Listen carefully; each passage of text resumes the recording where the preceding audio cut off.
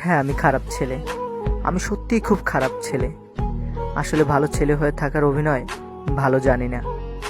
কারোর সাথে মিথ্যা বন্ধুত্ব বা প্রেমের অভিনয় ভালো করতে পারি না।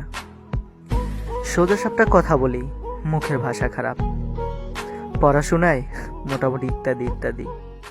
সব ভালো ছেলেদের মাঝে আমি নয় খারাপ ছেলে হয়ে থাকি।